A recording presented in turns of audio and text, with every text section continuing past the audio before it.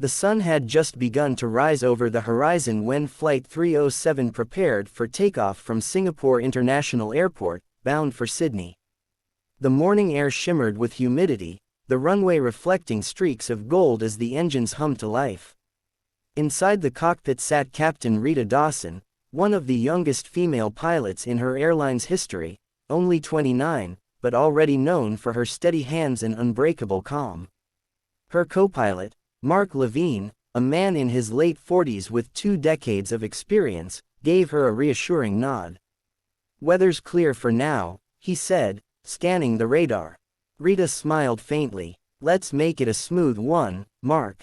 In the cabin behind them, 125 passengers settled into their seats, families, students, businessmen, all unaware that this flight would test every limit of human endurance.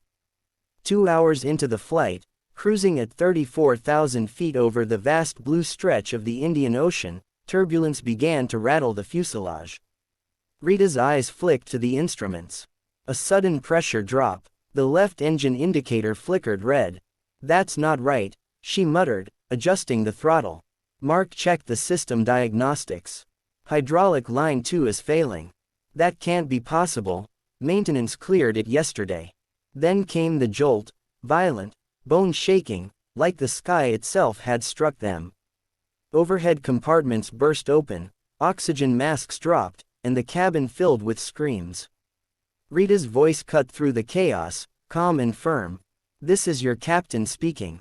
Everyone, fasten your seatbelts immediately. We're experiencing technical difficulties, but everything is under control." She turned to Mark, her tone low but urgent. "We've lost both hydraulics. Manual control only." They descended rapidly. The sea stretched endlessly below, a shimmering expanse of turquoise and death. Air traffic control's voice crackled through the radio, barely audible. "Flight 307, we've lost your signal. Repeat.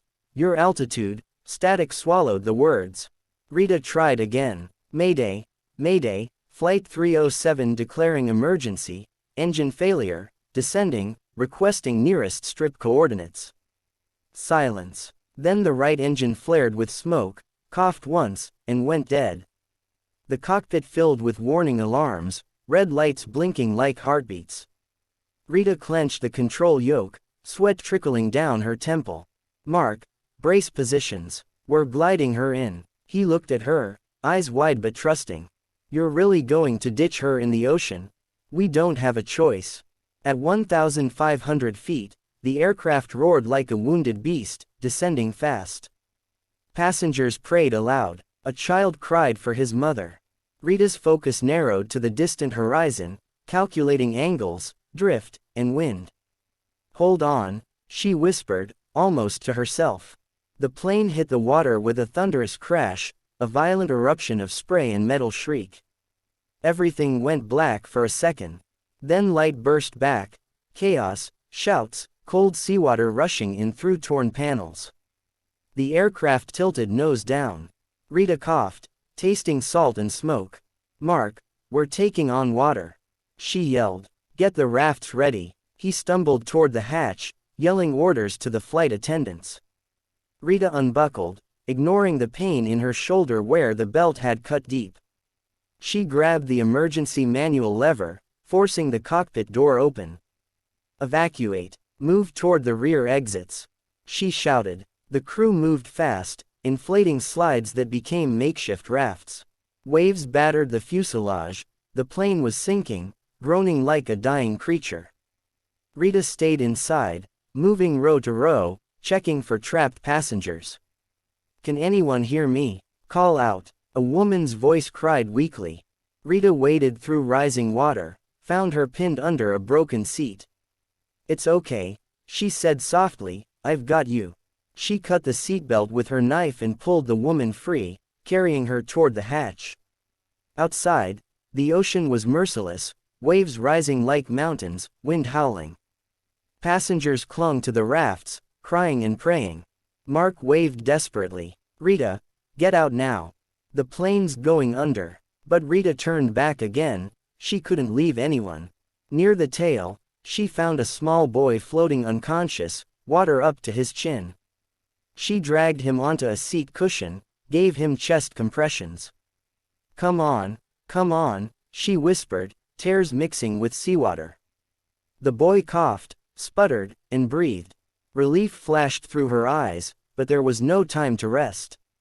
The nose of the aircraft vanished beneath the waves. She climbed out, pushing the boy onto a raft. Then came the explosion, a muffled boom from deep within the sinking plane, trapped fuel igniting. The shockwave knocked Rita into the water, spinning her beneath the surface. Darkness, cold, pressure. For a terrifying moment, she couldn't tell which way was up. Then instinct. She swam, lungs burning, toward faint light.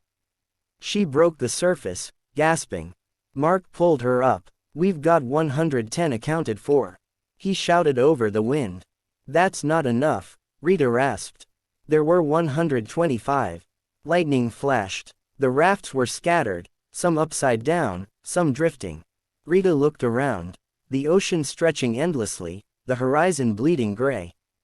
We're not done yet. For the next hour, she worked like a machine. Tying rafts together with belts, hauling the injured from the water, guiding terrified passengers through waves taller than walls. Her hands were bleeding, her voice hoarse. At one point, she found a man drifting far out, clutching debris. She swam toward him, dragging him back inch by inch through the freezing current. You're not dying today, she growled, every muscle trembling. The man collapsed into her arms, whispering, "You're an angel." She gave a faint, exhausted smile. "No, just doing my job." As night fell, the survivors huddled on the makeshift raft cluster. Rain poured, thunder rolled, and the sea tossed them like toys. Rita sat at the center, checking her wristwatch light, only 8 hours since takeoff. It felt like days. We have to stay together, she told them. Rescue will come. But inside, she knew the storm made radio contact impossible. The emergency beacon was submerged. They were invisible. Mark leaned close. How long do we have? Until dawn, she whispered. After that, we move east, with the current. He nodded silently. Morning broke, pale light revealing a shattered world. Debris floated everywhere. Some faces were missing. Rita counted again. 122, 123, her voice caught. We're still too short. Without hesitation, she dove back into the water, ignoring Mark's protests. The sea was calmer now, deceptively peaceful. After nearly an hour, she spotted a piece of wreckage, and clinging to it, a woman and her elderly father, barely conscious. Rita swam to them, tied them with rope, and towed them back, her muscles screaming. When she reached the raft, everyone cheered weakly. That's it, Mark said, tears in his eyes. All 125. They drifted for another day before a cargo vessel spotted them, a faint orange dot in the blue. The survivors waved frantically, lighting flares.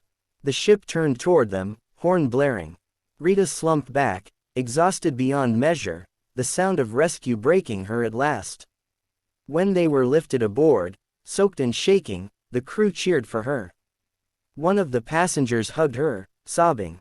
You saved us all. Rita looked out over the endless water where the plane had vanished. No, she said quietly. We saved each other. Days later, the story made global headlines. Pilot saves 125 after mid-ocean crash. Reporters called her a hero, governments awarded her medals. But in every interview, Rita refused the spotlight. Courage, she said once, her voice steady, isn't about not being afraid. It's about being terrified, and still moving forward. And somewhere deep inside, every survivor of Flight 307 remembered that morning, the voice of a calm young pilot echoing through chaos, the steady hands that refused to let go, and the moment when death seemed certain, but hope, in the shape of one woman named Rita, refused to drown.